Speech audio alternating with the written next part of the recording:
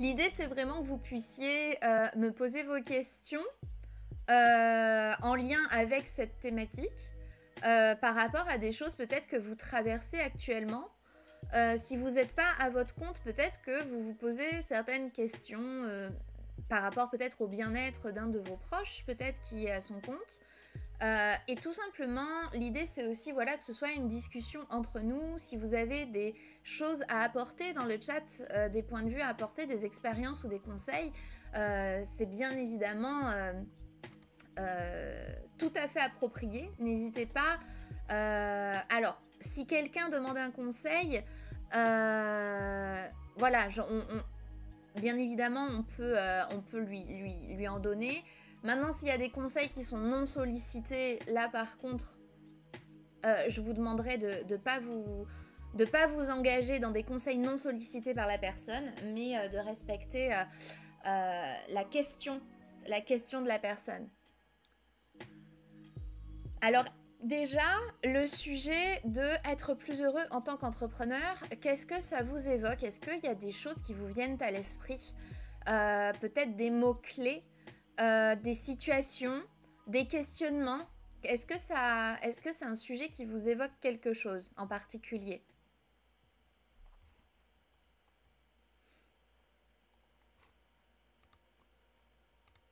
Hier, il y avait plusieurs choses qui ont été évoquées. La peur. Ok, ok. Surtout autour de l'équilibre de vie. Donc, ok, donc nous avons la peur. La peur de quoi, Savitek? Est-ce que tu as des peurs en particulier qui te viennent à l'esprit? Pas forcément des peurs que toi tu as, hein. Ça peut aussi être des peurs que tu as vues à l'extérieur, chez tes proches ou chez d'autres entrepreneurs. L'équilibre de vie, donc l'équilibre vie pro, vie perso, c'est ça, Miali? Le bien-être de l'entrepreneur est associé à son volume d'affaires. Que conseilles-tu pour le dissocier? Ok, donc je vois ce que tu veux dire. La question de est-ce que le bien-être de l'entrepreneur est proportionnel quelque part à son chiffre d'affaires? Et comment dissocier les deux? C'est ça ta question, Zen Positive? J'ai beaucoup de mal à trouver un bon équilibre. J'ai l'impression d'être en stress et en inquiétude permanente. Ouais. Très fréquent ça. Très fréquent. Peur de l'inconnu que j'ai eu au moment de me lancer. La peur de gérer correctement mes finances. La peur de l'URSSAF. Ouais, ok. Tu es en... Savi, tu es en micro-entreprise, c'est ça?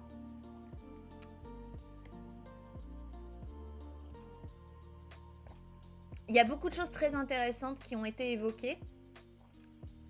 En SASU, ok. Ouais, donc c'est vrai que les statuts de type SASU, SARL, il y a un petit peu plus de gestion hein, au niveau de tout ce qui va être compta, etc.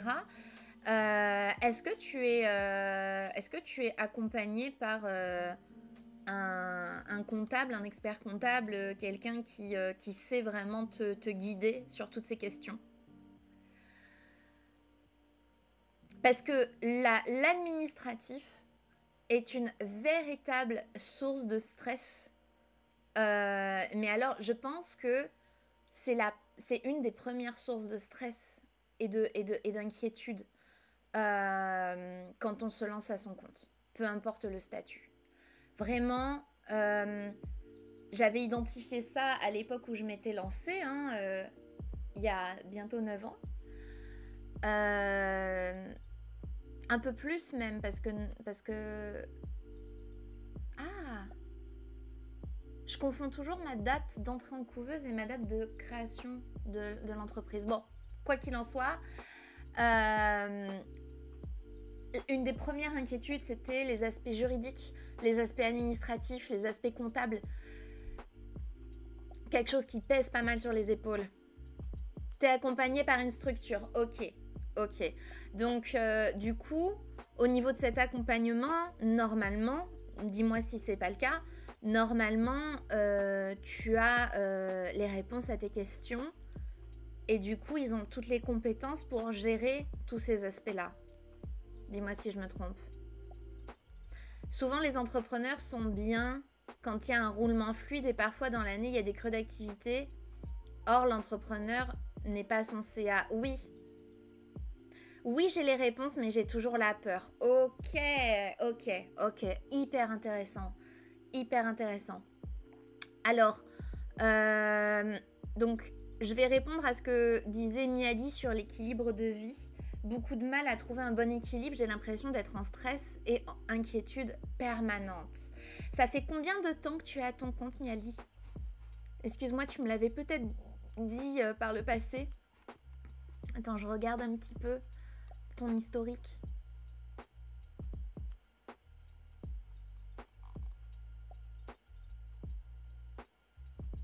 Ah, mais j'ai pas vraiment d'historique te concernant. Ça veut dire que tu as changé de pseudo peut-être. Ah si, j'ai, pardon.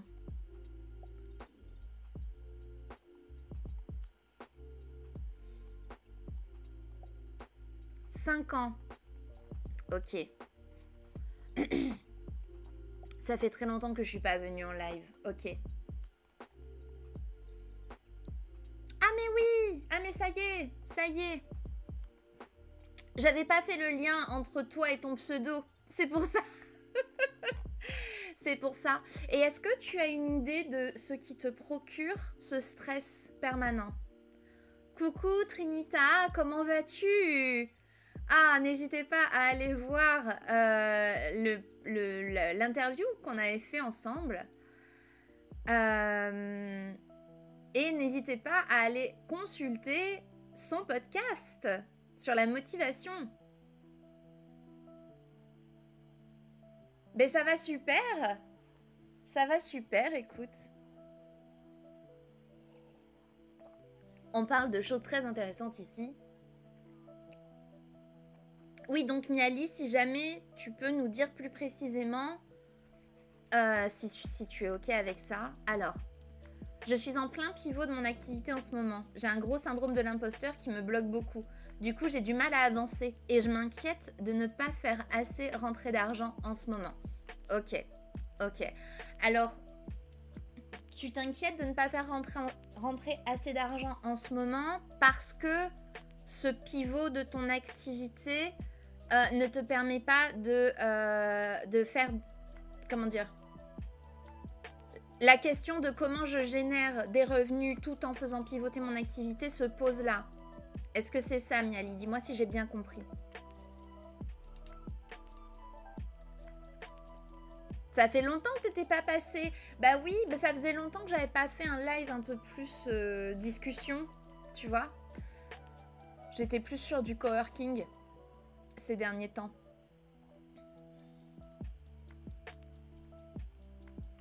Alors, Zen Positive, elle a soulevé vraiment quelque chose de très intéressant. Parce qu'effectivement, on va souvent associer le bien-être au CA, or l'entrepreneur n'est pas son CA. Et je pense que ça, c'est dû... Est-ce que justement, ça, c'est pas dû au fait qu'il y a cette inquiétude du chiffre d'affaires qui fait que du coup... cette peur de manquer de clients, cette peur de manquer d'argent, crée finalement une corrélation entre le bien-être de l'entrepreneur et le montant de son chiffre d'affaires. Tu vois ? Est-ce que c'est pas le lien émotionnel qu'on entretient avec ce chiffre d'affaires ? Et bien sûr aussi dans certains cas, une réalité concrète de si je fais pas assez de CA ce mois-ci, je suis profondément dans le caca. Il y a aussi ça qui est important à prendre en considération, bien sûr. Je n'ai plus reçu de projet de mes clients habituels depuis quelques semaines. Et comme je n'ose pas lancer mes nouveaux projets et trouver de nouveaux clients, je suis un peu au point mort. Ok. Donc forcément, finalement, si je comprends bien, tu es inquiète et stressée parce que tu n'arrives pas à résoudre ton problème, parce que tu n'arrives pas à passer à l'action pour résoudre ton problème. Est-ce que c'est ça? Je pense que je ne suis pas passée loin du burn-out. Mon corps m'a lâché en novembre et j'ai beaucoup de mal à retrouver de l'énergie depuis. Ah ouais, ok. Oh là là. Mais alors, compassion totale et absolue. Compassion totale et absolue, je sais tellement ce que c'est. Et novembre, c'était hier. Dis-toi bien que novembre, c'était hier. Ok. Pas plus tard que cette semaine, j'ai vu mon médecin et elle m'a dit « Vous ne vous êtes pas encore remise de ce que vous avez vécu en décembre. » Petite parenthèse, il y en a qui le savent, mais en décembre, je me suis blessée, etc. Donc, ça a été compliqué le mois de décembre pour moi. Et en fait, mon médecin m'a dit « Non, non, mais croyez pas, un mois, c'est pas suffisant pour que votre corps... se remettre d'un point de vue fatigue, etc., etc. » Et alors le burn-out, on est clairement sur quelque chose où ton corps, il est à bout. Novembre, c'était hier pour ton corps, clairement. Souvent, les entrepreneurs ont le savoir-faire et ne savent pas faire savoir. Entrepreneur, c'est 1000 métiers en un. Mais oui, on a tellement de casquettes différentes. Et souvent, la gestion de ces différentes casquettes peut nous faire tendre vers un surmenage, vers un burn-out aussi. Vous le savez, hein, moi je ne soigne pas le burn-out. En revanche, je fais de la prévention et je peux accompagner les personnes qui se relèvent de leur burn-out après. Ok ? Mais quand vous êtes en plein burn-out, là, ce dont vous avez besoin déjà, c'est d'un arrêt, c'est de temps et d'un accompagnement qui sera plus orienté, qui sera mieux orienté chez un psychologue. Ça fait du bien de l'entendre, merci pour ton soutien. C'est compliqué de se reposer sans culpabiliser. Oh mon Dieu, mais je comprends tellement. Ah, je croirais m'entendre. Je croirais m'entendre. Vraiment, à l'époque, c'était tout à fait ça. La structure qui me suit et a su m'accompagner sur la valeur à laquelle je pouvais me vendre. Alors attends, pardon. Pardon, Savie.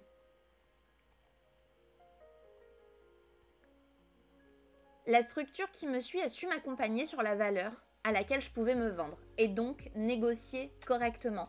Ah, c'est génial ça. C'est génial.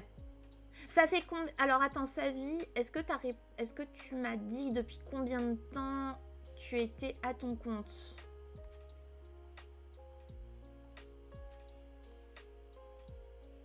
N'hésite pas à me le redire. Bah, je pense pas le savoir. Et puis je crois que du coup, comme tu as changé de pseudo...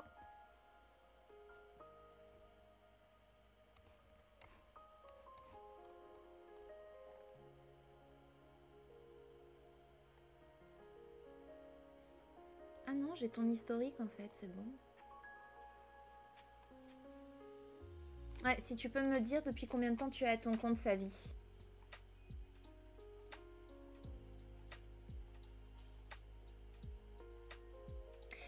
En fait, c'est vraiment un cercle vicieux que tu décris, Miali, qui est très fréquent. C'est-à-dire que tu as besoin de te reposer,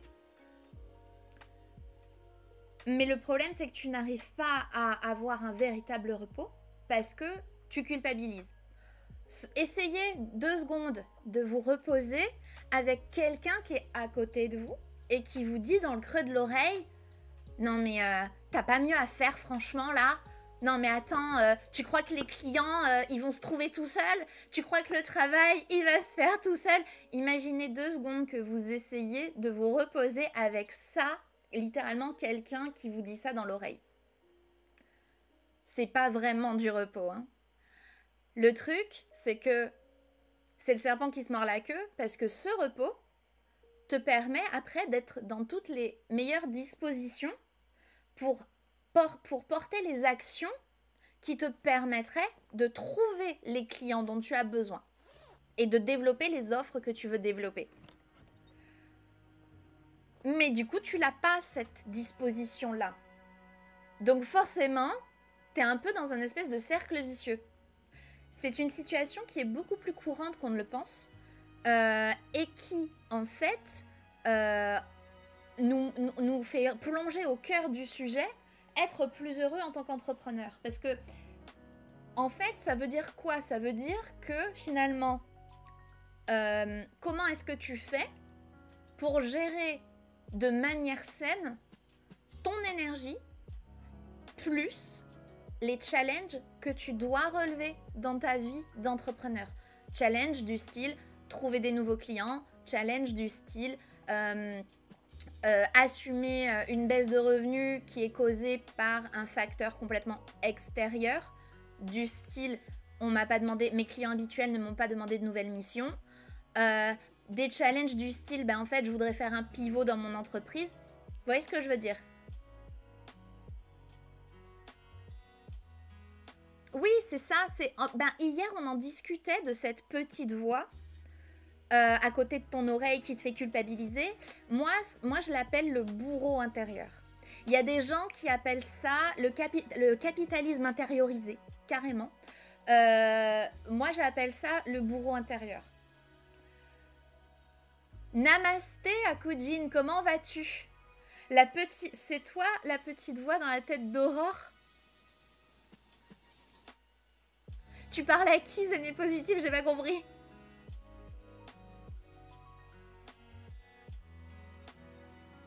Savi, je sais pas si tu m'entends encore, mais n'hésite pas à me dire depuis combien de temps tu es à ton compte, parce que j'aimerais beaucoup creuser sur ce que tu nous as partagé en lien avec tes peurs, etc.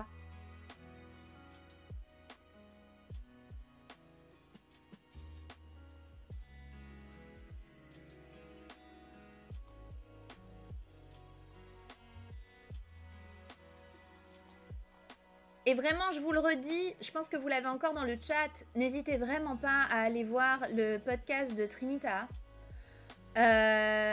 qui parle de motivation. Et notamment, il y a un épisode qui a été posté récemment sur les réseaux sociaux. Et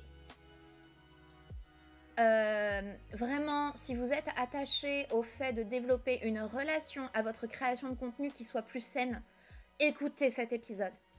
Écoutez cet épisode. Franchement, je vous remets le lien ici du podcast. C'est une pépite. Cercle vicieux de l'enfer, oui, c'est ça. Lâcher prise, c'est pas évident. Ouais. En fait, lâcher prise, c'est compliqué parce que, en tout cas, la chose qui revient souvent, ok, c'est quand on n'arrive pas à lâcher prise, c'est j'essaye de lâcher prise, mais du coup, comment vous expliquer ça? Le principe même du lâcher prise, c'est justement d'arrêter d'essayer d'atteindre un état, un objectif. C'est de se détacher de toute forme de performance. Ok? Performance à comprendre. Performance à résoudre. Vous voyez ce que je veux dire? Or, c'est comme si tu appuyais sur la pédale d'accélérateur et la pédale de frein en même temps. Ça peut pas marcher. Et ça va super à Koudine et toi. Et du coup, finalement, moi, la solution que je propose, qui a marché pour moi, et que du coup, je propose à mes clients, au lieu de te concentrer sur lâcher prise, concentre-toi sur l'acceptation et la confiance. L'acceptation de ta situation actuelle. Coucou Procrastine, comment tu vas? Merci d'être là encore ce matin, trop bien. Tu vas stream aujourd'hui ou pas? L'acceptation du coup de ta situation. Alors, on s'entend, il y a des situations qui sont bien plus compliquées à accepter que d'autres. Là, je reste dans le contexte de ta vie d'entrepreneur. Donc, pour reprendre l'exemple de Miali, elle est à son compte, Ses clients habituels ne lui ont pas renouvelé de mission récemment. Elle n'ose pas prendre les actions nécessaires pour trouver des nouveaux clients ou développer sa nouvelle offre parce qu'elle a un gros syndrome de l'imposteur. Sa situation, elle est comme ça. L'idée, c'est vraiment de se dire, ok, en fait, la situation est là et je l'accepte. Et pour l'accepter, ça passe par verbaliser la situation et verbaliser ton ressenti. Donc, c'est fou à quel point le fait de verbaliser... Quand je dis verbaliser, c'est dans le sens avec votre bouche, vous dites les choses à voix haute, ou alors vous pouvez aussi les écrire. Écoutez, j'ai été stupéfaite de constater à quel point des choses qui sont dans ta tête et qui te paraissent banales parce que tu les entends tout le temps dans ta tête, ces pensées en fait que tu as en tête, dès l'instant où tu t'autorises à les dire à voix haute ou à les écrire, ça vient te chercher. Alors que pourtant, c'est des pensées avec lesquelles tu vis au quotidien. Ok, donc tu t'es censé y être habitué à ces pensées, tu vois, genre il n'y a rien de fou. Non, non, tu écris et là, ça te crée un... Comme si, mon Dieu, j'ose écrire ça. Mon Dieu, j'ose parler de ça. Voilà, rien que ça, c'est hyper libérateur. Verbaliser la situation. Mince, t'as des problèmes techniques avec ton stream? Ensuite, la deuxième étape, une fois que t'as exprimé la situation, ok, que t'as pris le soin de décrire ce que tu ressens, de décrire la situation factuellement et de décrire ce que tu ressens. Coucou Alphaka, comment tu vas? Alphaka, pardon. Oh, attends, mince, depuis le temps, j'ai un doute sur ton pseudo. Dis-moi si ça se prononce bien. Alphaka. Simplement. Tellement intéressant cette discussion. Merci, je suis contente que ça t'intéresse. Merci beaucoup. Je suis un peu dégoûtée, je voulais aller au temple bouddhiste aujourd'hui, j'ai pas réussi à me lever. Oh, Akujin, t'avais besoin de repos? Ça t'a... Alpheka, ok, merci. Mais Akujin, ça a dû te fatiguer les récents événements, non?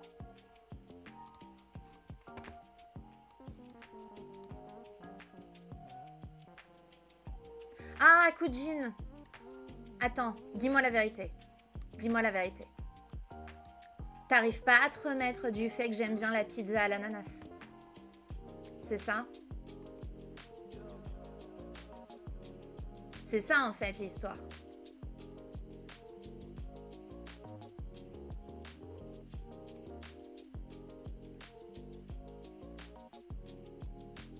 Mais oui, récemment, tu t'es pas fait mal à Kujin?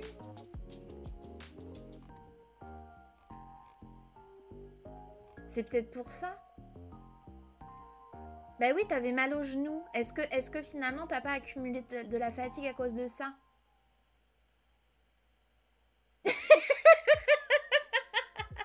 mais attends, moi en plus, procrastine en vrai, moi je suis d'origine italienne, hein. Et oui, hein.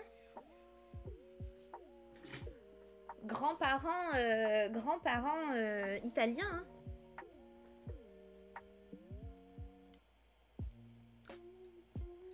J'avais énormément de repos à rattraper, j'ai l'impression de rien faire pendant mes vacances, ça me va pas. Et en plus, je me suis blessée et j'ai appris que tu aimais les pizzas à l'ananas.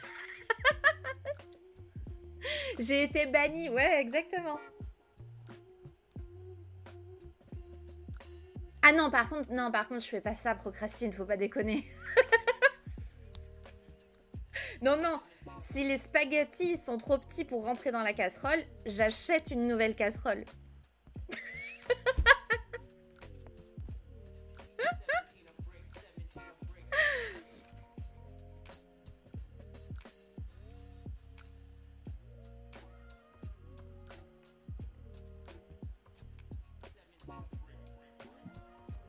De quoi je parlais juste avant? J'ai perdu le fil, je suis désolée. Oui, donc, le lâcher prise. Oh purée.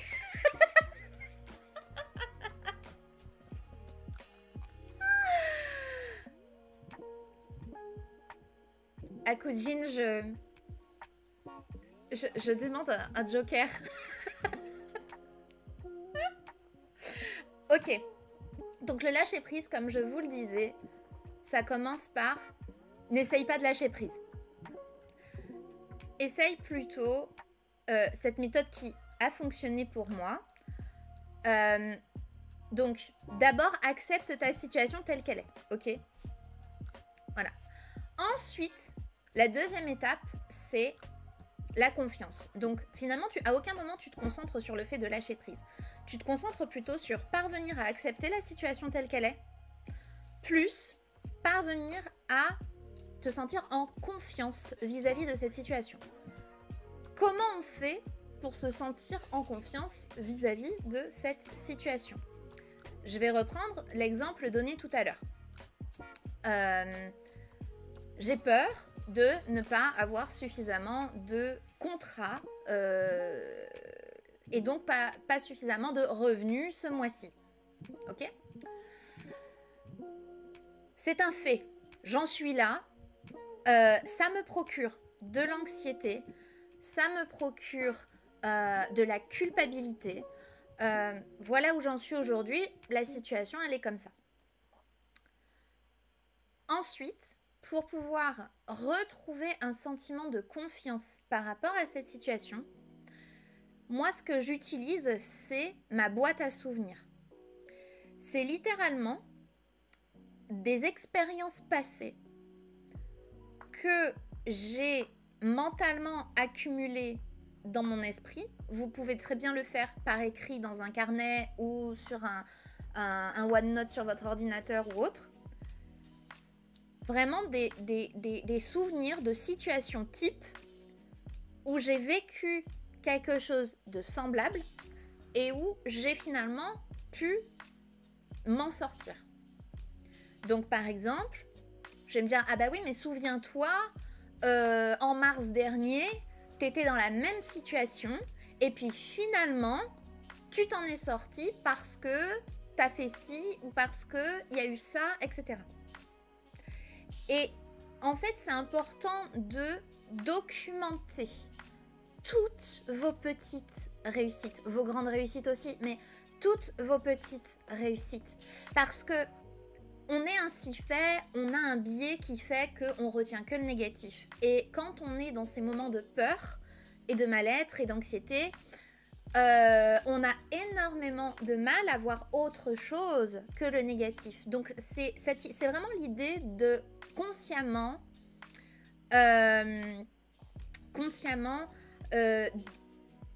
aller chercher des souvenirs, des succès passés qui vont vous permettre de vous dire non mais attends, là j'étais dans une situation similaire, j'étais peut-être même dans une situation encore pire. Et en fin de compte, ça n'a pas été la fin du monde, j'ai trouvé des solutions où y a des choses inattendues qui ont tourné en ma faveur positivement, etc. etc. Et je suis sûre qu'en fait, vous pouvez même trouver plusieurs situations passées qui vont venir finalement vous redonner confiance dans la possibilité que cette situation se règle. Écrire les pensées négatives, c'est leur faire peur dans leur pouvoir. Oui, procrastine, c'est pour ça que tout à l'heure je disais c'est étonnant parce que il y a ces pensées négatives dans ton esprit qui sont qui font partie de presque ton quotidien parce que tu les ressasses et dès l'instant où tu les écris ou alors tu les dis à haute voix, ça peut te créer un espèce de tu vois, un espèce de oh mon Dieu, j'ai osé, enfin je sais pas, ça crée une vraie crispation. Comment tu vas, Mika? Ça se passe bien alors? Tu t'acclimates bien à ta nouvelle vie? Et ouais, c'est étonnant. Ça aide vraiment à accueillir. En fait, à la place de accepter, je pourrais même dire accueillir la situation. Mais je trouve que c'est pas évident pour quelqu'un qui est en train de vivre ce stress et cette anxiété. C'est pas évident de lui dire accueille. Non, déjà, accepte. Genre, déjà accepter, c'est assez challengeant, alors accueillir, laisse tomber. Et en fait, une fois que t'es passé par ces deux étapes, tu t'es concentré sur l'acceptation et sur la reprise de confiance, là, tu ouvres la porte à un lâcher-prise qui va se créer tout seul. T'as pas besoin d'aller le chercher, tu vois. D'un seul coup, tu vas pouvoir être en disposition pour que le lâcher-prise vienne à toi. Ce que le mental n'a pas forcément compris. Alors quand je dis le mental, je tiens quand même à préciser de quoi je parle. Quand j'utilise le mot mental, j'entends par là cette partie de vous qui veut constamment vous maintenir dans une zone de confort et dans une zone de ce que vous connaissez par peur du danger, ok? J'ai perdu le fil de ce que je disais. Le mental, je disais quoi? Si on est dans un pivot pour mener son activité dans une nouvelle direction, on n'a pas d'exemple de réussite similaire dans le passé puisque tout est nouveau. Tu n'es pas obligé d'aller chercher des choses qui sont... comment dirais-je? T'es pas obligé d'aller chercher des choses qui sont dans le même secteur d'activité. T'es pas obligé d'aller chercher des choses qui sont dans le même secteur d'activité. Là, par exemple, t'es en train de faire un pivot au niveau de ton entreprise. Est-ce que tu arrives à te souvenir quand tu t'es mise à ton compte, ta première activité, quand tu t'es mise à ton compte, comment est-ce que tu te sentais? Parce que là, en fait, tu te dis, bah non, mais en fait, c'est différent. C'est pas si différent que ça. Tu as déjà créé une entreprise, Miali. Tu as déjà sauté dans le grand bain. Tu vois ce que je veux dire? Et là, tu es en train de faire quelque chose de complètement nouveau. Ok. Dans ta vie, même ta vie perso, ça t'est déjà arrivé peut-être de faire quelque chose qui était complètement nouveau pour toi. Tu vois? En fait, il y a forcément des situations dans ta vie que tu peux connecter avec ce que tu traverses ici. Tu vois? Un truc qui était nouveau dans lequel tu t'es lancé. Par exemple. Ça va, Camimi? C'est vrai, j'étais en stress parce que l'indépendance était quelque chose de complètement nouveau et que je ne connaissais pas tout. Voilà! Voilà! Et finalement, t'as survécu. Le soleil se lève et la lune aussi tous les soirs. Voilà, tu vois, c'est vraiment cette idée d'aller chercher quelque chose, le même type de challenge en fait. Tu vois, tu l'as déjà fait. Mon Dieu, tu l'as déjà fait, Miali. Ça veut dire, et en plus tu l'as fait alors que tu savais même pas ce que c'était que d'être entrepreneur. Là, tu sais ce que c'est que d'être entrepreneur, mais tu vas changer d'activité. Mais tu sais ce que c'est que d'être entrepreneur en fait. Donc en vrai, tu pars avec beaucoup plus d'expérience que la version de toi qui a créé son entreprise à l'époque. Tu vois? Qu'est-ce que tu racontes de beau, Camille?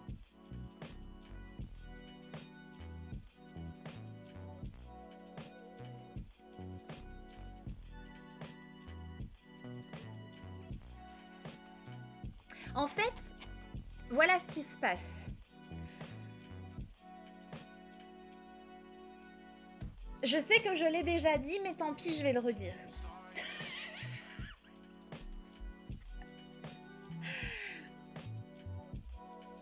Quand on est en... Alors, le stress dans le travail, comment ça fonctionne?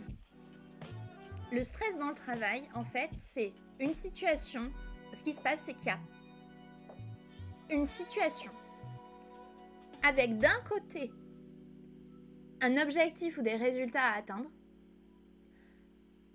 et de l'autre ton sentiment de pouvoir.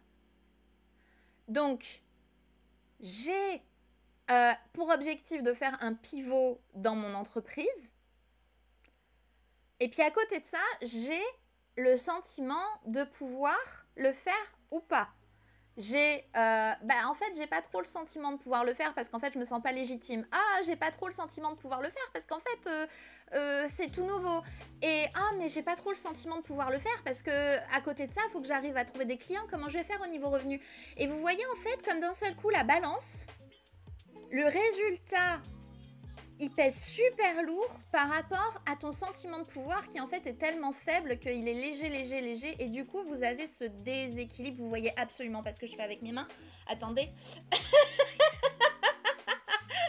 Vous avez ce déséquilibre, ok? Avec d'un côté un sentiment de pouvoir qui est tout léger et tout petit parce qu'en fait, voilà, il y a toutes ces peurs, toutes ces problématiques, ces questionnements, ces craintes, etc. Et de l'autre, l'objectif à atteindre, le résultat souhaité, qui du coup paraît très lourd, ok? Et donc l'idée, ça va être de renforcer votre sentiment de pouvoir afin de... Parce qu'en fait, quand la balance elle est déséquilibrée comme ça, vous êtes dans un état de stress intense. Le stress est provoqué par ce déséquilibre, ok?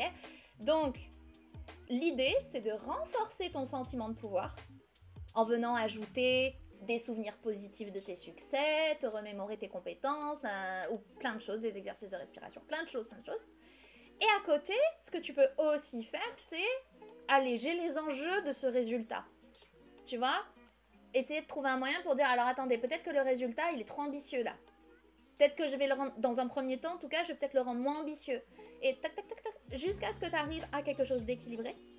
Et quand tu arrives à quelque chose d'équilibré, tu es dans les parfaites dispositions pour arriver au résultat. Alors, j'ai beaucoup plus d'expérience à ce niveau-là. Oui, je me suis beaucoup formée dans le domaine de l'entrepreneuriat ces dernières années. Mais il faut juste que je surmonte mon syndrome de l'imposteur par rapport à mes nouvelles offres. Ok. Alors, rien de beau. Dans la nuit, j'ai rêvé qu'il y avait la guerre. Je vivais le commencement d'une guerre. Avion, tir, se cacher pour pas être visé. Waouh! J'ai jamais rêvé de ça et c'était hyper éprouvant. Bon, je m'en suis sortie. Je cache pas que j'ai regardé ce que ça signifiait. J'ai rien vu passer concernant ça. Donc t'es très fatiguée. Waouh! Ah oui, c'est un rêve qui a dû t'épuiser. C'est un rêve qui a vraiment dû t'épuiser. Je fais comme toi, je regarde toujours les significations des rêves. Mais le site psychologie.com, il est bien pour ça. Hein. C'est vraiment des significations très pertinentes issues des études qui ont été faites par des psys. Hein. Je le trouve très pertinent à chaque fois. Mais parfois j'ai du mal à sortir de l'état dans lequel un rêve m'a mis pendant la nuit. Je comprends, c'est pas évident. Merci pour l'image de la balance, c'est très intéressant. Bah écoute, de rien, j'espère surtout que, au-delà d'être intéressant, j'espère surtout que ça te permet d'avoir une meilleure compréhension, tu vois, de ce qui peut se passer à l'intérieur de toi et comment est-ce que tu peux le surmonter. Le syndrome de l'imposteur, on va se concentrer dessus quelques instants. Sauf erreur de ma part, vous savez, Live Mentor, il a fait une étude sur le bien-être entrepreneurial et sur les causes principales de mal-être chez les entrepreneurs. Je me demande si j'ai pas le livre, le magazine. Attendez.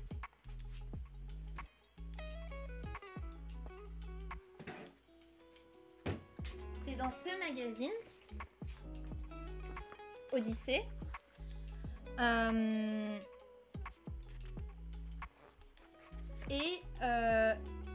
Voilà.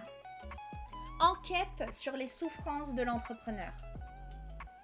30% d'anxiété récurrente, 25% le syndrome de l'imposteur. Ok, donc c'est le pourcentage des causes, comment dire, des causes citées par les entrepreneurs lorsqu'il s'agit de leur souffrance en tant qu'entrepreneur. Quand tu rêves uniquement de toi-même et de tes propres émotions. Même les protagonistes ne sont que des projections d'une part de toi-même et la situation dans le rêve impliquerait un ressenti que tu as avec une part de toi. C'est souvent... oui, effectivement, j'ai pu constater ça aussi, hein.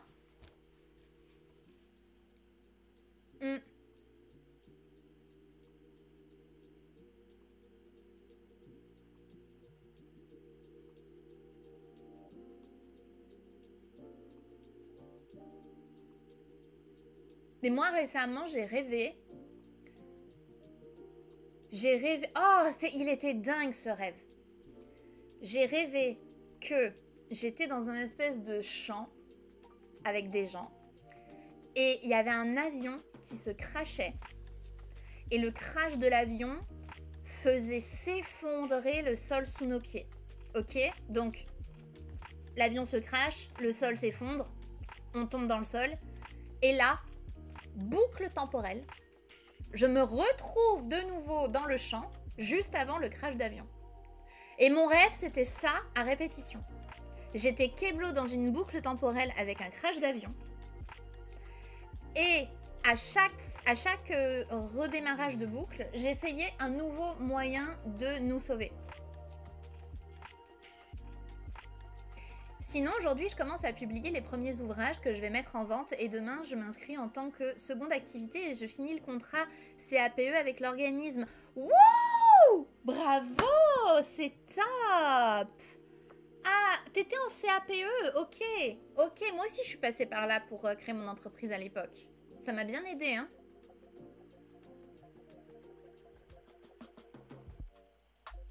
Donc, ça veut dire que parmi les causes des souffrances des entrepreneurs qui ont été citées dans cette étude, 25% c'est le syndrome de l'imposteur.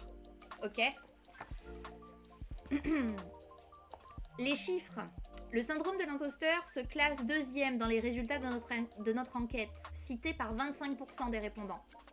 Un doute maladif nous incite à nier la propriété de nos succès et nous fait craindre à tout moment d'être démasqués. Cette peur est très fortement associée au premier stade de développement d'une entreprise. Donc en fait, toi typiquement, Miali, vu que tu es sur un pivot d'une nouvelle activité, ben c'est vraiment très très typique de ce moment-là. Oh, lorsque le projet est lancé mais que l'entrepreneur n'en vit pas encore, il culmine alors 42% des répondants. Ça passe de 25 à 42 quand tu es dans le cas de figure juste après la création où le projet est lancé mais que la personne n'en vit pas. C'est à ce moment-là que le doute est le plus fort. Au moindre échec, on y voit la preuve qu'on n'est pas à la hauteur. Tandis que les succès sont attribués à des causes extérieures. Il est trop intéressant cet article. Trop intéressant. Ça va Stéphane? Qu'est-ce que tu racontes?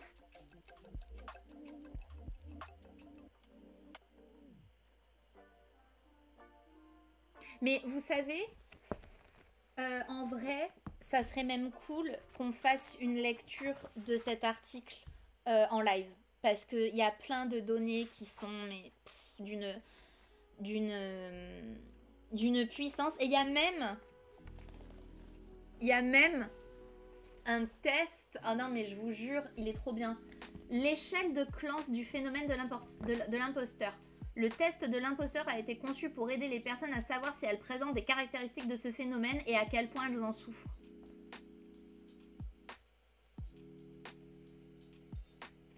Il y a carrément un test pour évaluer où est-ce que tu en es. Tu vois, bon, dans le cas de Miali, on sait que son syndrome de l'imposteur l'empêche de vraiment passer à l'action. Alors, il y a plusieurs choses par rapport au syndrome de l'imposteur que je voudrais vous partager parce que ça aussi, ça fait vraiment partie des choses qui vont nuire à ton bonheur en tant qu'entrepreneur. C'est ce sentiment d'être une fraude, tu vois. Est-ce que être perfectionniste, c'est quelque part avoir le syndrome de l'imposteur? Alors, honnêtement, c'est lié, mais pas... En fait, c'est lié, mais pas de manière systématique, honnêtement, tu vois. C'est lié, mais pas de manière systématique.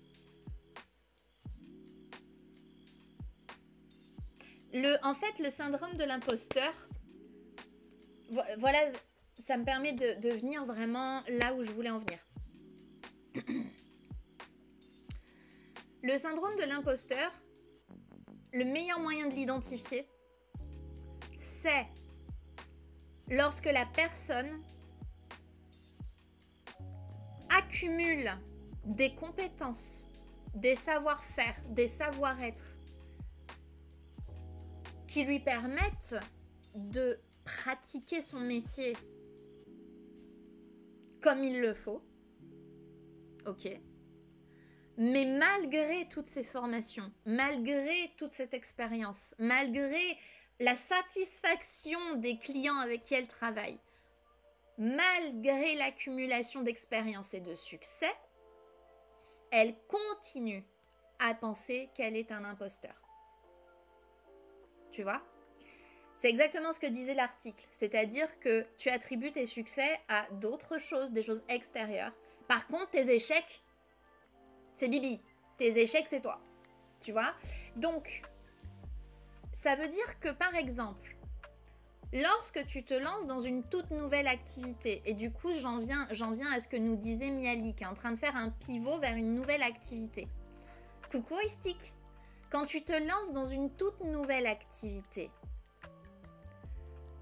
la question, c'est de savoir, est-ce que je me sens un imposteur parce que je manque de compétences, j'ai un besoin de me former sur ce nouveau projet?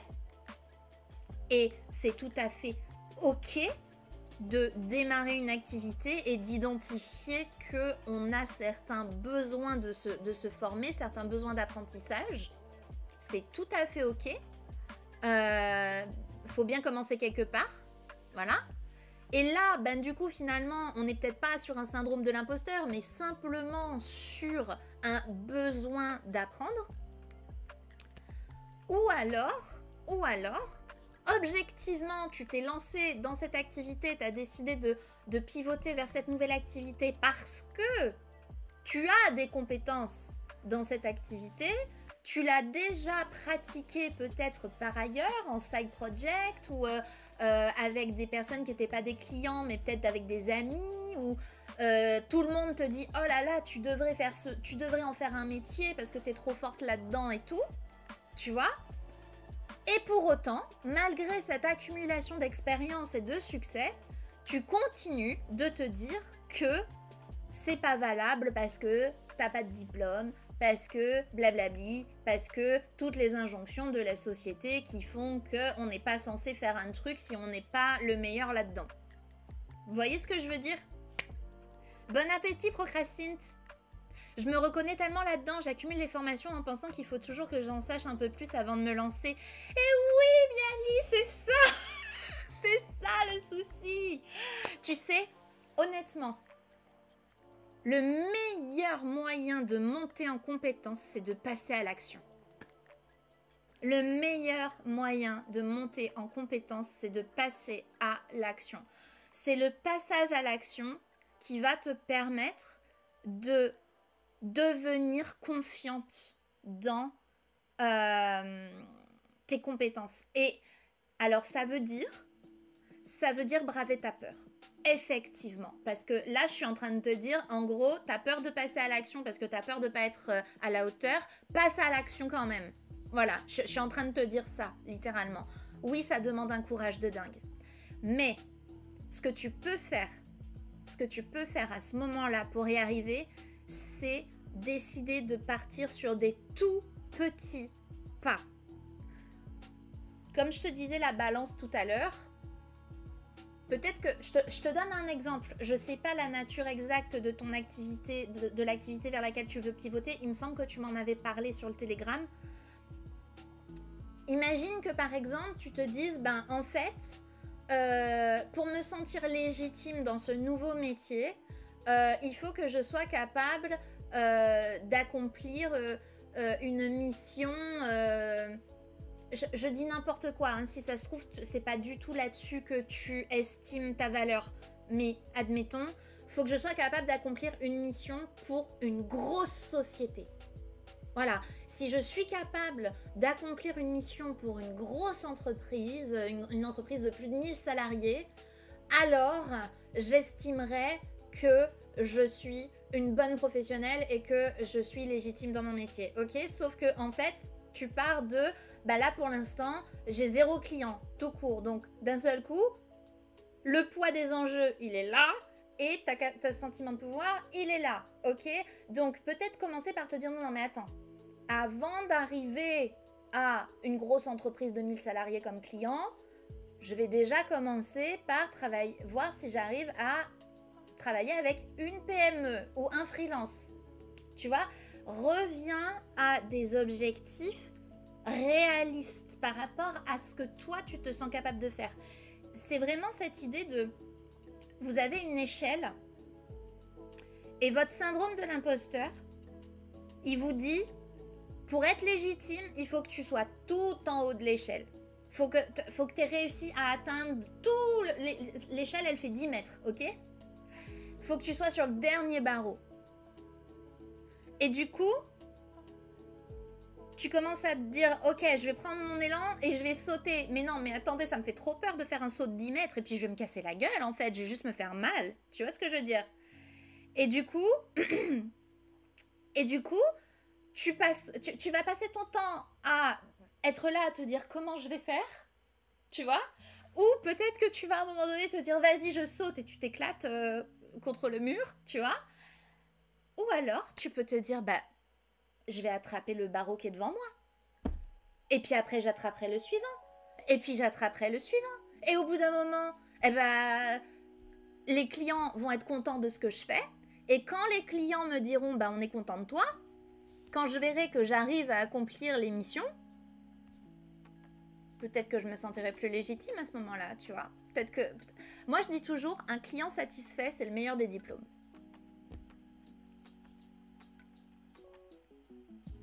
En fait, je reste dans le même domaine d'activité, mais je switch mon client idéal. Oh, mais t'en es tellement capable. Je vais me noter cette phrase en gros au-dessus de mon bureau. Laquelle? J'en ai dit plein.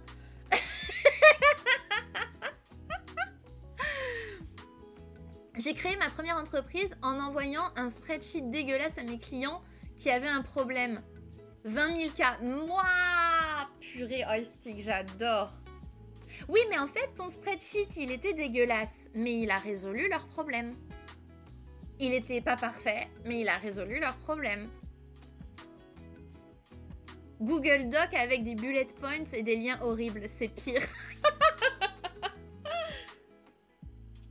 Le meilleur moyen de monter en compétence, c'est le passage à l'action. Mais oui, mais tellement. Écoute, je vais te dire un truc. Des formations, j'en ai faites. Ok, des coachings, j'en ai fait. Et le truc qui m'a le plus fait monter en compétence, ça a été les passages à l'action que j'ai fait pour mes clients. C'est-à-dire que, encore aujourd'hui, je travaille... alors, il y a le travail que je fais avec les entrepreneurs solo, les indépendants que j'accompagne sur leur bien-être entrepreneurial, stratégie de communication alignée et dans lesquelles ils se sentent bien, création de contenu sans stress, surmenage, voilà, tout ça. Il y a ça. Et puis, j'ai d'autres missions que j'accomplis pour d'autres entreprises de coaching. Donc, je vais être coach au sein d'autres entreprises de coaching. Je vais également faire des rendez-vous de bilan avec des personnes qui demandent des renseignements sur l'entreprise. Je fais plein de trucs. Je vais faire du graphisme aussi pour ces entreprises-là. Enfin, je fais plein de trucs à côté. Et en fait, le fait de passer à l'action au sein de ces entreprises, qui sont des structures plus grandes que la mienne, d'accord? Le fait de passer à l'action au sein de ces entreprises et d'être au cœur de l'action des actions menées par ces entreprises-là, ça m'a beaucoup plus appris que toutes les formations que j'ai pu faire. Il n'y a rien de plus formateur que de passer à l'action, et encore mieux de passer à l'action avec d'autres gens qui ont atteint les objectifs que toi t'aimerais atteindre. Tu vois? C'est vraiment... c'est un accélérateur de résultats, c'est un accélérateur d'apprentissage, c'est... Alors attention, comme on le disait hier, pour ceux qui étaient là hier, le but, c'est pas non plus de faire et d'être tout le temps dans le passage à l'action en mode mitraillette. Pas du tout. Là, je vous parle d'un passage à l'action pertinent. D'un passage à l'action qui se fait avec aussi... déjà, passer à l'action en prenant soin de toi, toujours. Donc, comme je vous dis, ça sert à rien d'être en mode mitraillette, passer à l'action tout le temps et du coup d'être en train juste de vous épuiser. Ça sert à rien. Et il y a aussi un état d'esprit qui est important à avoir et qui fait toute la différence. Quand tu passes à l'action, moi c'est une méthode que j'appelle le triple E. Erreur, en erreur... Attendez, c'est quoi déjà mon triple E?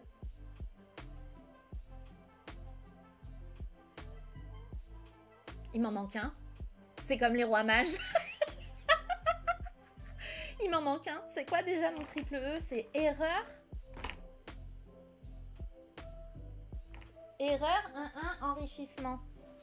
C'est quoi mon triple E? Je sais plus. Oh là là. Oh, ce suspense de merde.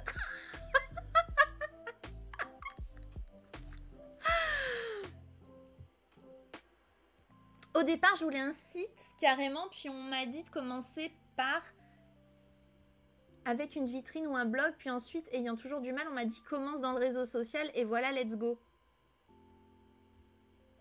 T'es allé au plus simple en fait, Camimi. T'es allé au plus simple.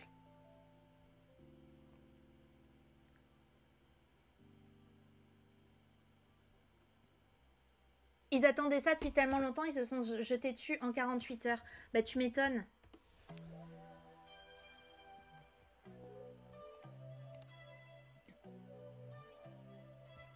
Non mais j'ai un trou. La méthode triple E, j'en parle tout le temps. C'est bon. C'est bon. Essai, erreur, enrichissement.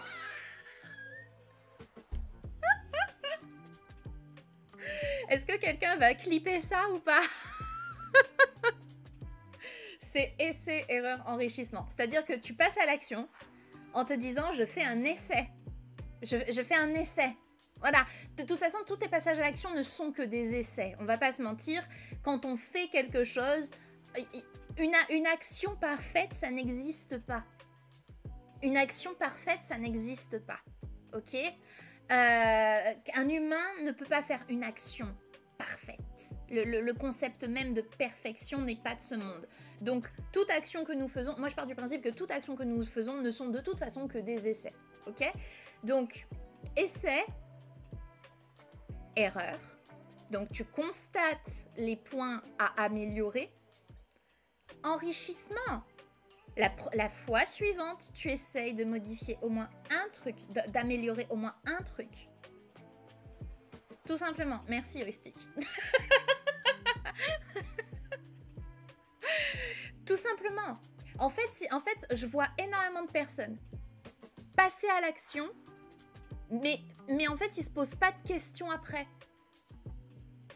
Ils n'analysent pas leurs résultats. Ils n'analysent pas ce qui aurait pu être amélioré, ce qui aurait pu être mieux fait, tout simplement.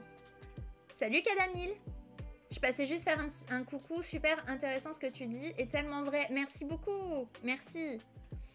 Donc c'est hyper important de passer à l'action pour monter en compétences, et d'une manière générale, passer à l'action pour... par exemple, si vous avez envie de développer une nouvelle offre, passez à l'action pour développer cette nouvelle offre. Restez pas dans votre tête à essayer à faire des hypothèses et des suppositions. Passez à l'action. Parlez avec des gens.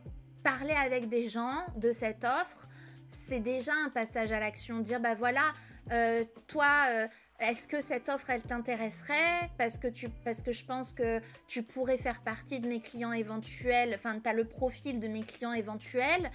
Qu'est-ce que t'en penses? Quelles seraient tes attentes par rapport à cette offre, etc. Rien que ça, vous êtes en train de passer à l'action.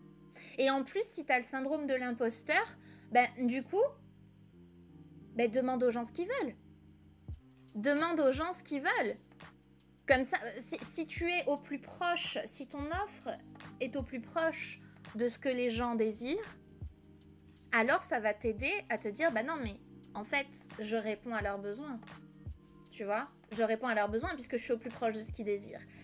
Sous réserve, bien entendu, que tu te respectes aussi toi-même et que tu sois au plus proche de tes désirs à toi aussi. Hein. Bien entendu, quand vous offrez quelque chose à un client, enfin quand vous faites une offre à un client, c'est la rencontre de ce que le client désire et ce dont il a besoin et la rencontre de ce que vous désirez aussi vivre comme expérience en tant qu'entrepreneur. Évidemment. Évidemment. Mais là-dessus, je pense qu'on se comprend. Alors, est-ce que vous avez... Ah, ça fait déjà 1h15. Est-ce que vous avez d'autres choses qui vous viennent en lien avec le sujet être heureux en tant qu'entrepreneur? En début de live, il y a plusieurs choses qui ont été soulevées. Hein.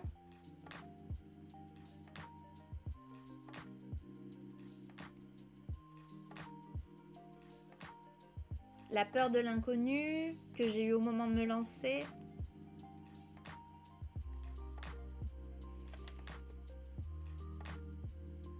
Distinguer le CA et le bien-être, ouais. De rien, Miali, de rien. Écoute, après, j'espère que ça te donne des pistes, en tout cas. Après, c'est sûr que c'est un sujet que l'on pourrait approfondir de manière hyper longue et vaste et aussi j'ai d'autres choses à dire sur le syndrome de l'imposteur, mais peut-être que vous en avez marre que je parle de ça. Vous avez peut-être envie qu'on parte sur un autre aspect du bonheur en tant qu'entrepreneur, d'être heureux en tant qu'entrepreneur. Il y a vraiment des choses intéressantes hein, dans cet article, dans cette étude.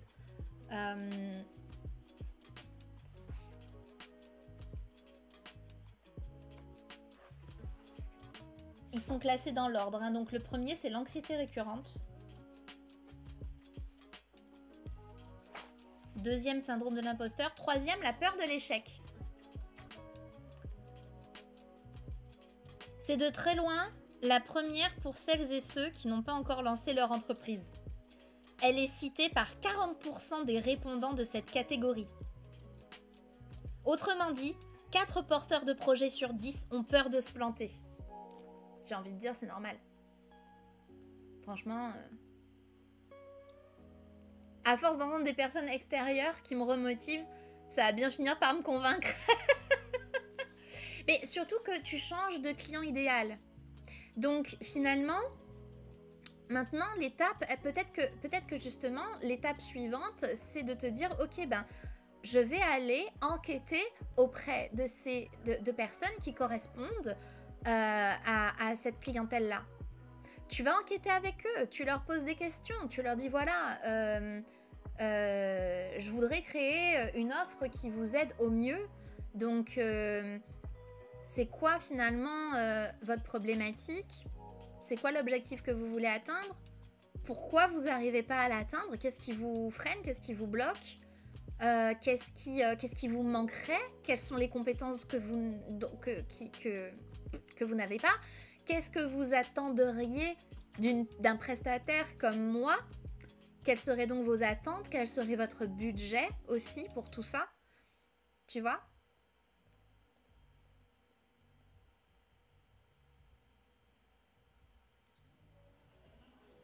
La peur de l'insécurité financière, tu veux dire, Camille, quand on est entrepreneur?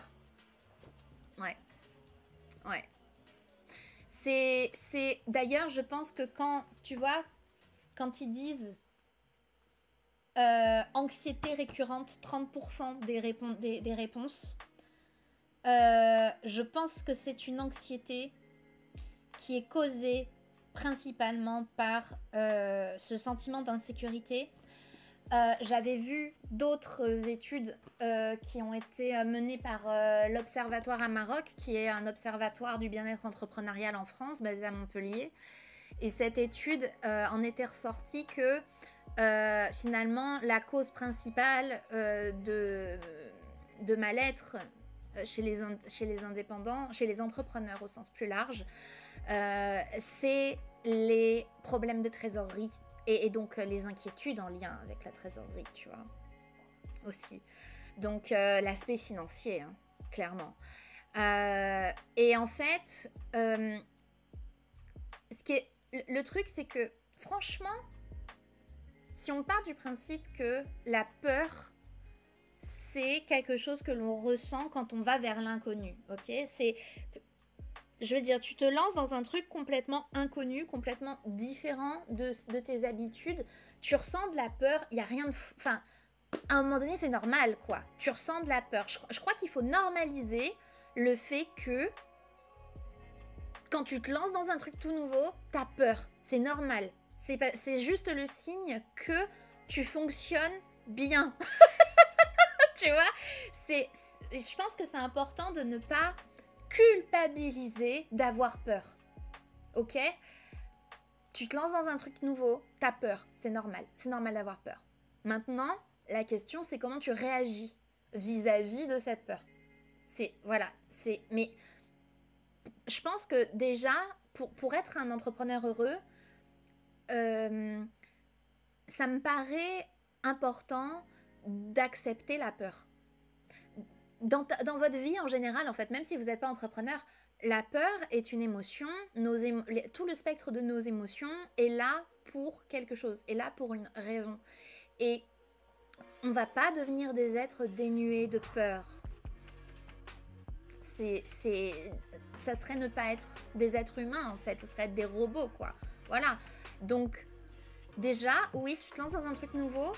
D'un point de vue financier, entreprendre, ça veut dire complètement modifier ta manière de gérer ton argent, complètement modifier ta manière de gagner ton argent, complètement modifier ton rapport à l'argent, savoir assumer les hauts et les bas, tout ça, oui, bien sûr que ça fait peur, c'est complètement nouveau, ok?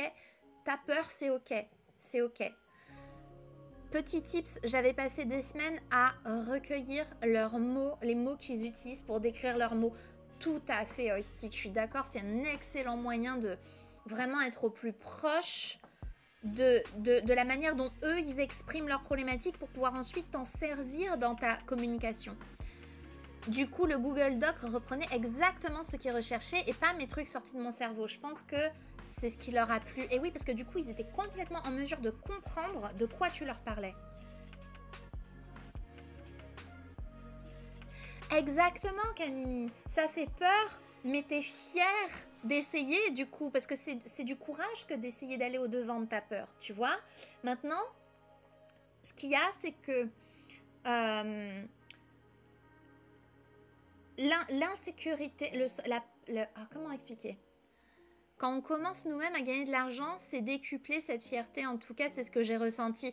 Oui, je vois ce que tu veux dire. C'est encore plus puissant que ton premier salaire. C'est... Waouh. Ouais. C'est vraiment une fierté de dingue. Ah, mais c'est un chemin tellement enrichissant. Tellement enrichissant.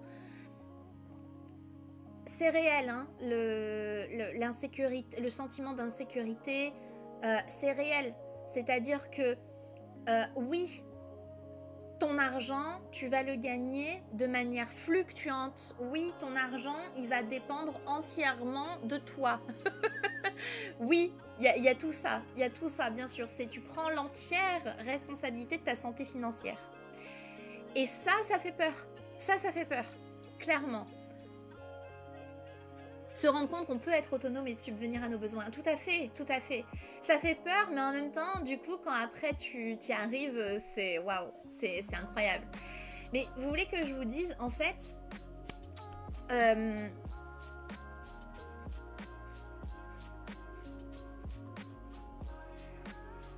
c'est par rapport à cette peur de l'insécurité, je vais vous dire un truc. Quand je me suis lancée à mon compte, mes curseurs en termes d'insécurité étaient complètement bouleversés. Parce que j'étais dans une entreprise où j'étais le genre d'entreprise où tu es considéré comme invirable. Le genre d'entreprise où tu as la même sécurité théoriquement que quand tu es fonctionnaire. Le genre d'entreprise où quand tu vas voir une banque, tu leur dis je travaille à cet endroit-là, tu as ton crédit.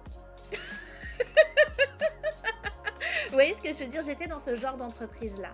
Et en fait, il s'est passé l'impensable, c'est-à-dire que finalement, il y a eu licenciement. Ok? Et j'ai vraiment eu, à cette époque, je suis d'accord que c'était entièrement filtré par ce que je vivais, hein, ok? J'ai vraiment eu ce truc de me dire, la sécurité n'existe pas, en fait. Parce que je pensais que j'étais dans la sécurité professionnelle absolue, ok? Je pensais que j'avais atteint le top de mon game. Surtout que j'étais graphiste à l'époque. Et quand vous êtes graphiste, cette sécurité, elle est en général très relative. Et là, moi, j'avais réussi à trouver le poste. Voilà. Et big badaboum, tu te faisais des illusions, ma grande. En fait, tu étais sur le siège éjectable comme n'importe qui, ok? Donc, peu importe si tu étais dans cette boîte ou dans une autre boîte, à ce poste ou à un autre poste, tu es autant sur le siège éjectable que n'importe qui. Et en plus, ça a été ce sentiment de la sécurité n'existe pas, il a été renforcé par l'expérience que j'ai fait en contrat CAPE, en couveuse d'entreprise, où finalement, on était tous là à cause d'un licenciement. Tous. C'était un truc de fou. On se retrouvait tous à créer notre business parce que le salariat nous avait éjectés.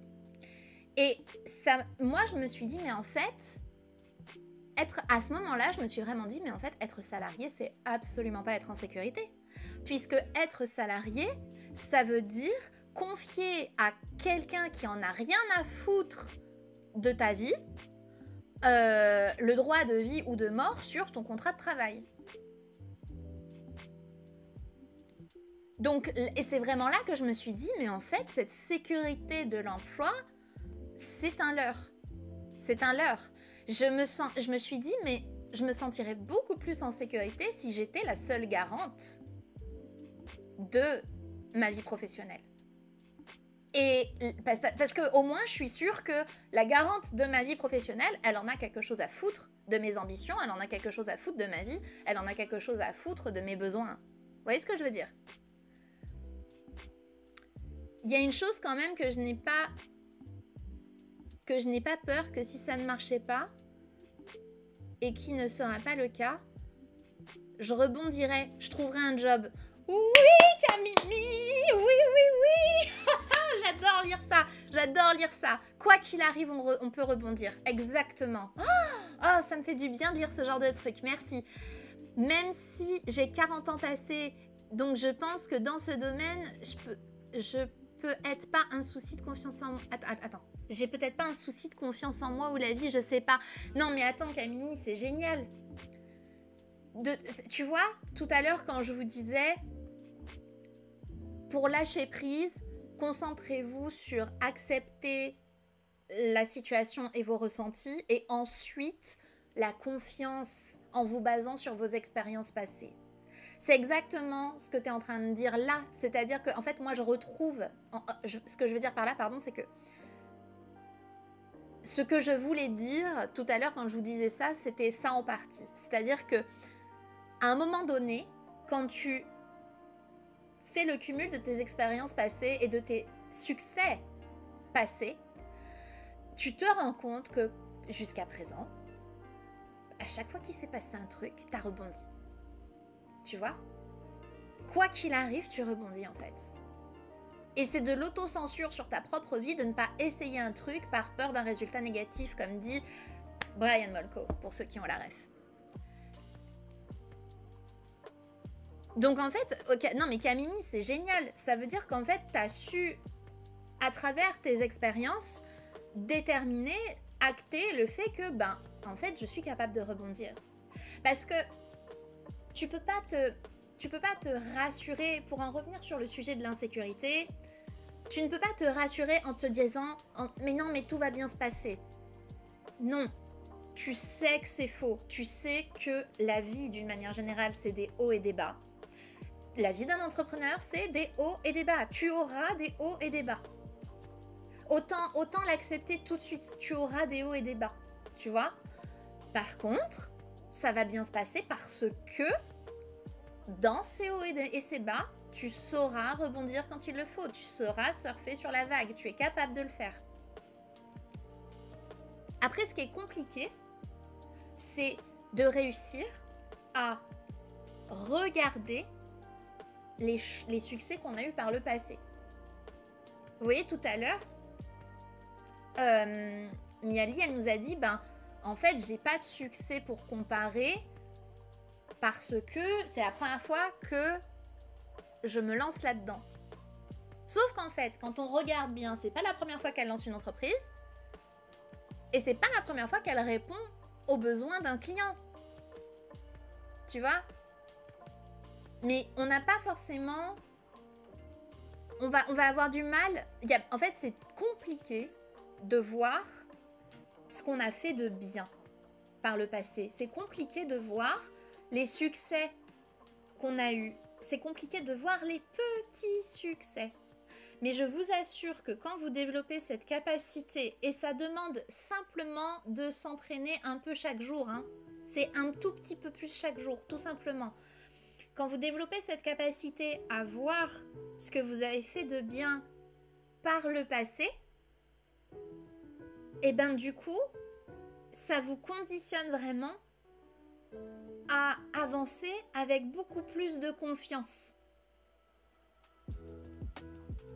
J'ai eu des expériences où étant sur la sellette, bim, j'ai rebondi, où la vie a fait que j'étais pas dans une situation catastrophique, donc j'ai adopté ça en moi. J'ai une amie qui m'a fait la remarque et elle m'a dit qu'elle n'a pas cette capacité, elle préfère la sécurité matérielle par exemple au détriment de ce qui l'épanouirait complètement dans un travail. Mais tu vois, ça, je pense que après c'est le choix de chacun, tu vois, mais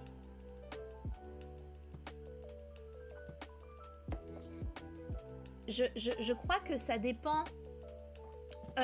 C'est le choix de chacun, mais je crois aussi que ça dépend le degré d'inconfort que tu as dans ta vie, en fait. Quand tu... En CDI, j'ai eu aussi beaucoup de soucis. Et oui, sa vie. Oui, ça veut rien dire. C'est pas parce que tu es en CDI que tu vas pas avoir de problème. Hein. Exactement. Je crois qu'il y a... Voilà, ça aussi... C'est aussi le degré d'inconfort que tu vis, je pense.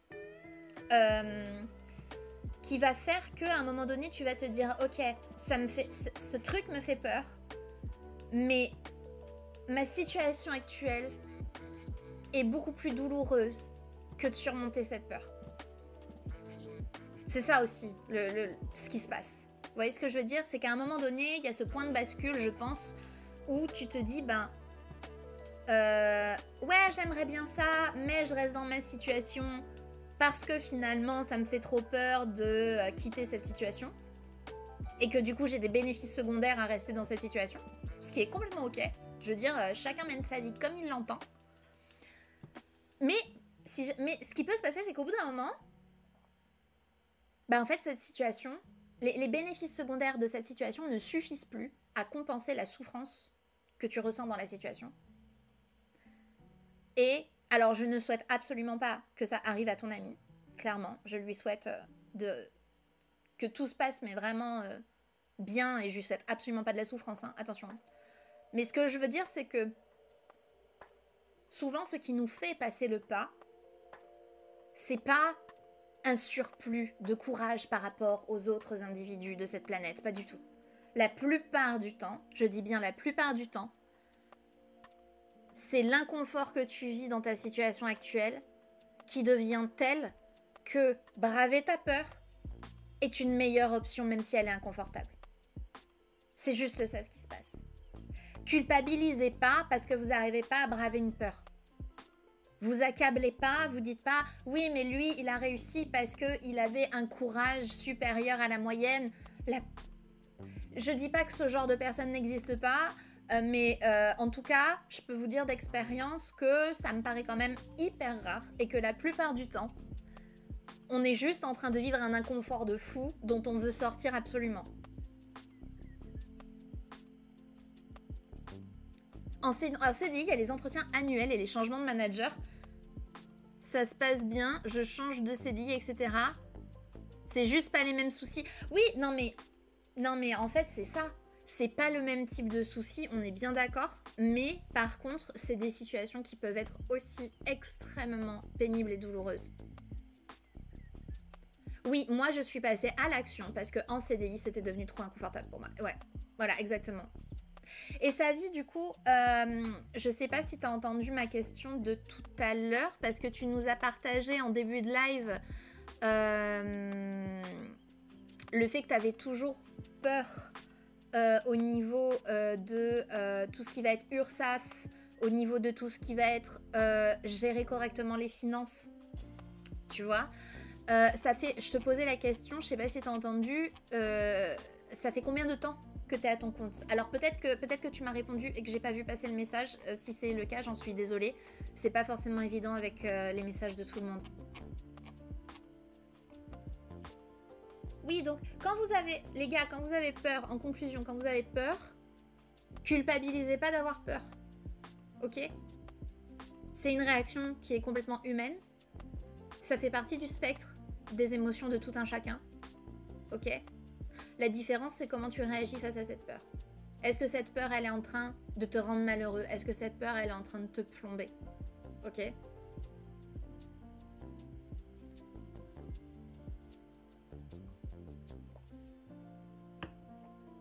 Et quand vous avez peur et qu'il faut passer à l'action, mettez-vous des tout petits objectifs. Mais vraiment, des objectifs tellement petits que ça pourrait presque paraître ridicule, entre guillemets. Mais vraiment, parfois un passage à l'action, c'est juste envoyer un mail. Ok? Et je vous assure que selon ce qui est en jeu dans l'esprit de la personne, l'envoi de ce mail peut être ultra challengeant. Donc quand vous définissez un objectif à atteindre, une action à effectuer à votre portée, prenez aussi en compte à quel point ça vous challenge. Parfois, un coup de téléphone, c'est tellement challengeant que c'est déjà trop. Alors du coup, peut-être commencer par simuler ce coup de téléphone avec un ami. Par exemple, ça peut être ça, la première étape.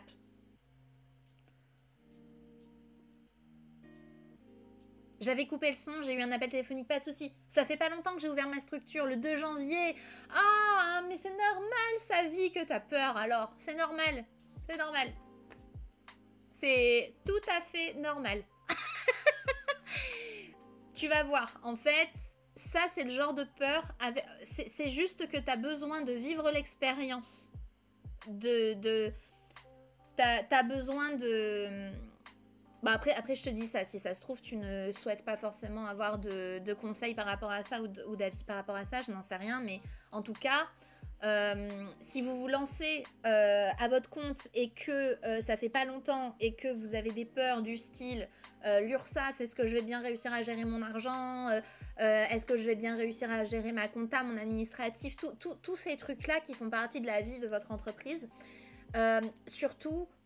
paniquez pas parce que ça vous fait peur au début, c'est complètement normal, c'est nouveau, ça paraît une montagne, au final si vous êtes bien accompagné, c'est le cas de Savy, ça va bien se passer, vraiment là-dessus, je crois que vivez quelque temps avec cette idée que vous êtes maintenant à votre compte et qu'il y a des choses qui vont devoir être gérées de manière différente.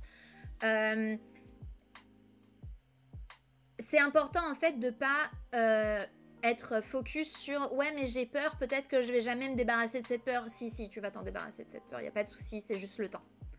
C'est juste le temps en fait. Là c'est juste t'habituer à ce nouveau format de travail. Tu vois? Je suis dans le projet depuis mars. J'ai négocié avec mon client pour transformer mon CDI en contrat freelance et toucher les aides Pôle emploi. Super. La structure que j'ai choisie pour me suivre m'a beaucoup aidé. Oui. Oui, donc ça peut être un petit peu effrayant de quitter cette structure. Moi-même, j'ai passé 3 ans à être accompagnée dans une structure avant de créer ma micro-entreprise. Et c'est vrai qu'il peut y avoir quelque chose d'effrayant à se dire mince, là ça y est, je vole complètement de mes propres ailes. Hier, j'ai envoyé ma première facture. Wouh! Bravo! Trop bien! Félicitations! Ah, c'est top! Et alors, comment tu t'es sentie quand t'as envoyé cette première facture? Je viens de passer par là. J'ai recontacté un client qui veut profiter d'une de mes nouvelles offres. J'ai procrastiné tellement longtemps, mais j'ai finalement osé pour me mettre en action. Ce simple mail a été compliqué à envoyer. Waouh, Miali, c'est trop bien! Mais c'est génial qu'il y avait un de tes clients qui voulait profiter d'une de tes nouvelles offres. Ça prouve que ça peut intéresser des personnes qui sont même dans ton réseau actuel. C'est hyper positif, Miali. C'est hyper positif.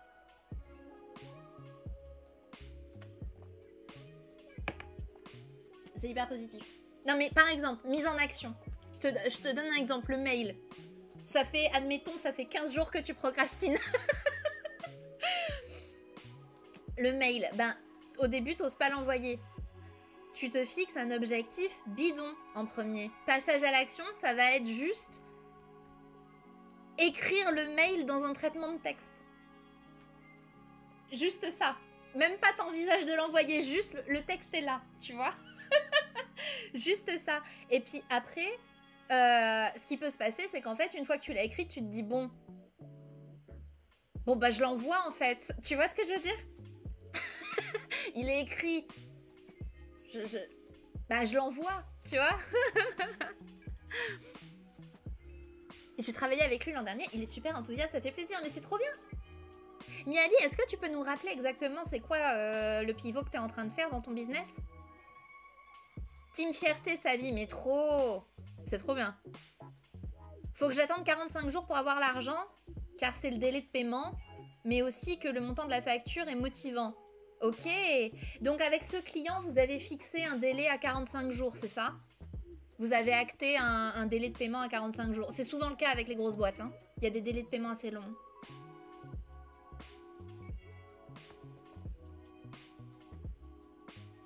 « 40 jours, fin de mois, ok.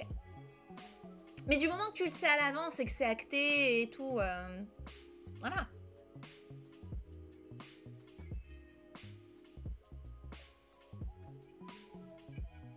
Et le montant de la facture est motivant en plus, quoi. Waouh! Mais c'est génial! Mais c'est trop bien! Oh, ça me fait plaisir! Ça me fait trop plaisir pour vous! La moula! Oui, heuristique! Je travaille dans l'édition. Je fais surtout des relectures. Oui, ça, je me souviens. Relecture, correction, suivi de projet de maison d'édition, surtout en sciences humaines. Ces dernières années. Et là, j'aimerais... Ah oui, voilà. Ah, je me rappelle de ton projet. Oui, je me souviens. Je me souviens. Excuse-moi, tu me l'avais décrit, mais c'était il y a déjà plusieurs mois. Me diriger vers les auteurs de fiction, surtout en littérature de l'imaginaire. J'adore pour les accompagner dans l'écriture et le retravail de leurs romans. C'est magnifique. C'est un magnifique...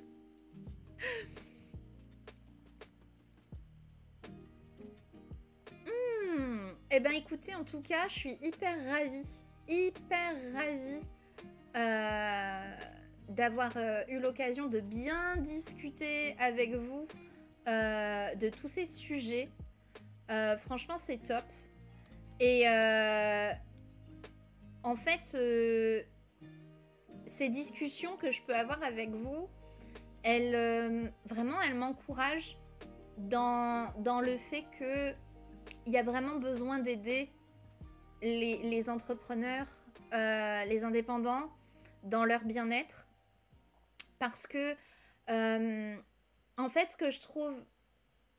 que j'ai pu constater, c'est que on propose aux entrepreneurs des solutions qui sont extérieures à eux, du style, tu te sens en insécurité financièrement, c'est parce que t'as pas développé la bonne offre, c'est parce que tu vends pas le bon produit, t'as pas le bon business model. Vous voyez ce que je veux dire? On leur propose des solutions extérieures à eux. Faut que tu fasses de la pub. Enfin, vous voyez ce genre de truc. Alors que, en fait, moi j'ai vraiment l'impression que pour beaucoup d'entrepreneurs, les enjeux sont ailleurs. C'est-à-dire que tu arrives à un stade où ton stress, tes peurs, ton mal-être devient tellement pesant que ça t'empêche de prendre action. Ça t'empêche de développer des stratégies.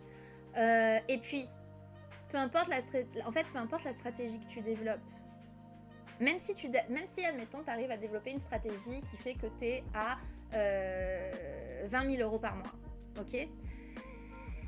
Si tu continues à te maltraiter intérieurement, si tu comptes pas tes heures, si tu n'as aucun équilibre vie pro, vie perso, si tu as tout le temps ta petite voix, là, le bourreau intérieur qui est en train de t'accabler, quoi que tu fasses, quoi que tu dises, mais tu vas jamais enfin, à quoi bon? À quoi bon? Tu gagnes 20 000 euros par mois, ouais, super, t'es hyper malheureux, quoi. Tu vois? T'arrives même pas à profiter de ton argent parce que, en fait, t'es encore dans la peur de perdre cet argent. Parce qu'il y a des personnes, leur sentiment d'insécurité n'est pas vraiment proportionnel à ce qu'elles ont sur leur compte en banque. En fait, elles peuvent avoir beaucoup plus que ce dont elles ont besoin pour subvenir à leurs besoins. Elles vont se sentir en insécurité quand même. Parce que, en fait, le fond du problème, c'est ici, ok? C'est pas dans le compte en banque. Ou alors, elles vont se sentir vides parce qu'elles sont complètement épuisées.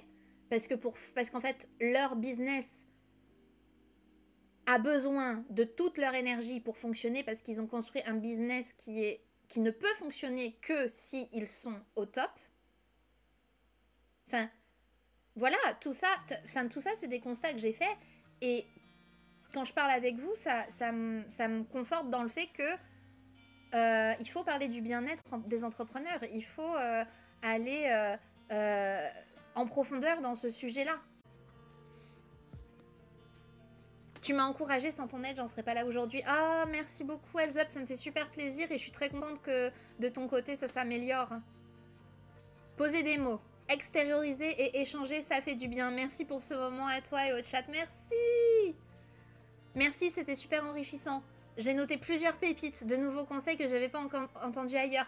Oh, merci pour vos retours, purée, mais ça motive de fou. Oh, ça me motive de fou. Vous voyez ça, là? C'est le meilleur des diplômes. Ça, c'est le meilleur des diplômes. Oh là là. Now action. J'ai eu aussi mes parents qui ne savaient pas... Oui, j'ai eu aussi mes parents qui ne savaient pas ce que ça impliquait de me lancer. Et ça va, ça a été comment à gérer ça. Ta première facture va peut-être leur donner une meilleure compréhension de ce que ça implique de te lancer. Tu sais, ce que je souhaite, c'est qu'un jour mon projet prenne vie et vous invitez vous tous, et vous toutes et tous, pour vous remercier en personne, boire un verre en guise d'amitié. Oh, trop bien, Elzop, grave.